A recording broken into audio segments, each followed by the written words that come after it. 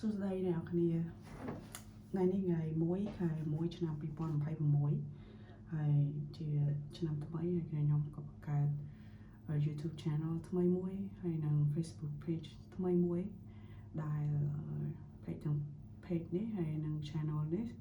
នឹងចែករំលែកព័ត៌មានតាក់ទងមួយនឹងការទិញលក់ការទិញ stock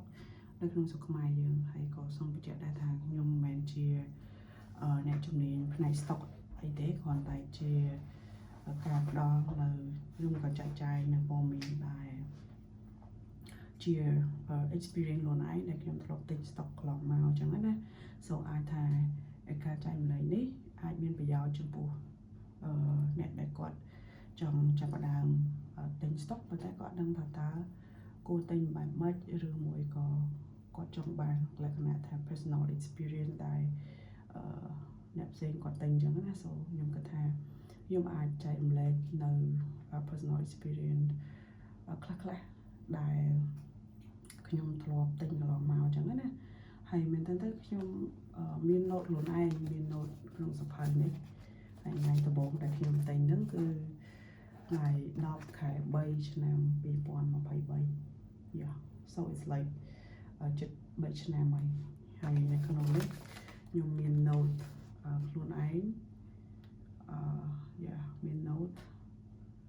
រាល់ពេលដែលខ្ញុំទិញ stock yeah ហើយមុននឹងខ្ញុំចែករំលែកឬមួយក៏អាចទៅបង្ហាញ note ថ្ងៃដំបូងដែលខ្ញុំទិញនេះក៏ចង់ចែករំលែកផងដែរថាមុននឹងទិញ stock នេះទៅបានយើងមិនមែនចេះតែនឹកឃើញថាទិញបានទេយើងត្រូវស្វែងយល់ពីក្រុមហ៊ុនទាំងអស់ហ្នឹងដែរក្រុមហ៊ុនដែលគាត់ដាក់លក់ stock របស់គាត់ណាលក់ហ៊ុនរបស់គាត់ហ្នឹងយើងត្រូវដឹងពីក្រុមហ៊ុនហ្នឹងខ្លះដែរអំពីប្រវត្តិរបស់ក្រុមហ៊ុនហ្នឹងក៏ដូចជាអំពីដំណើរការឬមួយក៏គេហៅថា current update របស់ក្រុមហ៊ុនហ្នឹងឥឡូវមិនដែរអញ្ចឹងណា so យើងត្រូវដឹងព័ត៌មានទាំងអស់ហ្នឹងដែរជៀសវាងយើងទិញទៅអាចមាន risk កើតឡើងពីព្រោះថាការទិញហ៊ុននេះវាអាចមាន risk មានអីដែរយ៉ាអញ្ចឹងយើងត្រូវ like you have to be smart ក្នុងការជ្រើសរើសនៅក្រុមហ៊ុនណាដែលយើងគួរទិញគួរទិញដើម្បី stock ទុកឬមួយក៏អ្នកខ្លះគាត់អត់ទេគាត់ជា like trader ហ្មងគាត់ទិញហើយគាត់លក់ចេញទិញហើយគាត់លក់ចេញអញ្ចឹងណា so it depends តាមប្រភេទរបស់មនុស្សឯងយ៉ាហើយយើងត្រូវដឹងថាតើទិញហ្នឹងគេទិញរបៀបម៉េចអ្នកខ្លះក៏អត់ដឹងទេគាត់មិនដឹងថាត្រូវទៅ CSH ឬមួយក៏លេខទៅធនាគារដើម្បីឲ្យគេជួយទិញអាហ្នឹងឲ្យឬក៏មិនយ៉ា simply speaking ខ្ញុំអាចនិយាយខ្លីៗថាយើងទិញតាម app យើងមាន CSH app ពេលអ្នកនរគ្នាតាក់ទងទៅ brokers អូខេវីដេអូក្រោយខ្ញុំនឹងបង្ហាញអំពីថាតើ brokers មានធនាគារណាខ្លះជា brokers អ្នកនរគ្នាត្រូវ select យកមួយដែលអ្នកនរគ្នាជឿទុកចិត្តបានអញ្ចឹងណាដើម្បីអ្នកគ្នាអាចមាន agreement គេខ្ញុំអត់ទៅ detail ទាំងអស់ហ្នឹងទេប៉ុន្តែ process វាអត់ប្រវែអ្នកនរគ្នាអត់ប្រវែយ៉ាហើយជ្រើសរើសនៅ brokers ដែលជឿទុកចិត្តបានការខ្ញុំហ្នឹងខ្ញុំជ្រើសរើសយក AC ដែរខ្ញុំមិនមែន promote AC ដែរប៉ុន្តែចង់និយាយថាខ្ញុំមាន account ធនាគារមួយ AC ដែរស្រាប់ so trading account ហ្នឹងគឺវាមាននៅក្នុង app របស់ AC ដែរស្រាប់មកអញ្ចឹងខ្ញុំជ្រើស Akleda ជា broker ហើយខ្ញុំក៏ជឿទុកចិត្តលើធនាគារ AC ដែរមែនតើទៅអញ្ចឹងណាហើយធនាគារផ្សេងទៀតក៏គាត់មានកេរ្តិ៍ឈ្មោះល្អដែរអាហ្នឹងគឺស្រេចទៅលើអ្នកនរគ្នាទេសម្រាប់ថាជ្រើសរើសយកធនាគារណាជា brokers ក៏យកធនាគារហ្នឹងទៅហើយយើងនឹងធ្វើការទិញតាម app បន្ទាប់ពីយើងបាន brokers ហើយអញ្ចឹងណាអូខេអាហ្នឹងវីដេអូក្រោយខ្ញុំចែករំលែកតាក់ទងមួយនឹងtopic អស់ហ្នឹងគាត់ថាឥឡូវខ្ញុំចង់បង្ហាញអ្នកនរគ្នានៅ note ដែលខ្ញុំបាន note កាលពីជិត3ឆ្នាំមុនវារៀងញ៉ៃតិចប៉ុន្តែខ្ញុំគិតថាខ្ញុំអាចអានខ្លួនឯងបានដោយសារខ្ញុំអត់មានគម្រោងអីមក show អីចឹងទេចាប៉ុន្តែខ្ញុំគិតថា like វាជាចំណេះដឹងមួយសម្រាប់ជាពិសេសអ្នកដែលគាត់ trong tình stock bọn ta đang trong tình hôn bọn ta đang thường mình chẳng á dạ sau dùng cái thả video này ai chui của quạt bàn tròn hay ca lại tình stock tình hôn ấy ở nắng cứ vừa sân về dân dậy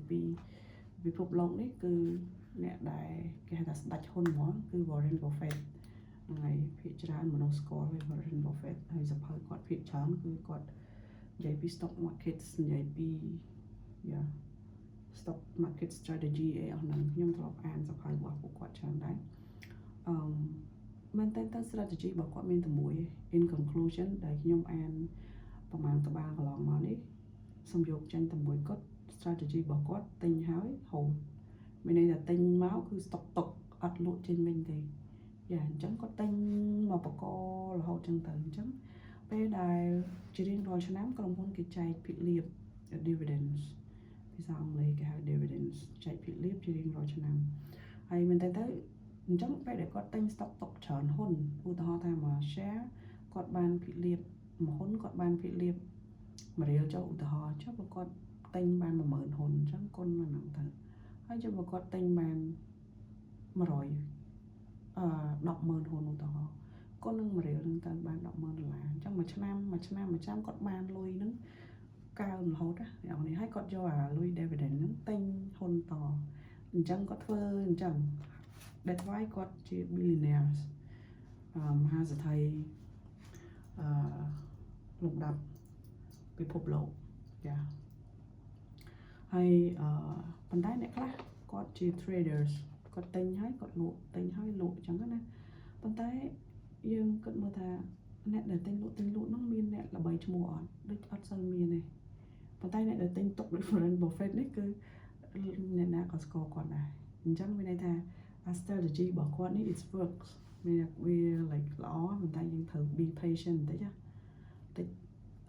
patient យើងអត់សូវមានយើងលក់ចាយតិចអញ្ចឹងទៅយ៉ាហើយសួរថាខ្ញុំធ្លាប់លក់អត់យ៉ាប្រកាសជាធ្លាប់លក់អី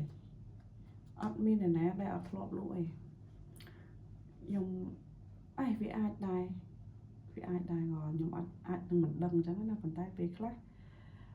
យើងត្រូវការបន្ទាន់យើងត្រូវការដោះស្រាយអញ្ចឹងយើងត្រូវសេរីលក់ចាញ់ខ្លះយល់ it depends អ្នកនេះចឹងបើអ្នកនេះទ្រាំបាន in the future អ្នកវាអាចខ្លាយជា Warren Buffett ទី2អញ្ចឹងទៅយ៉ាហើយ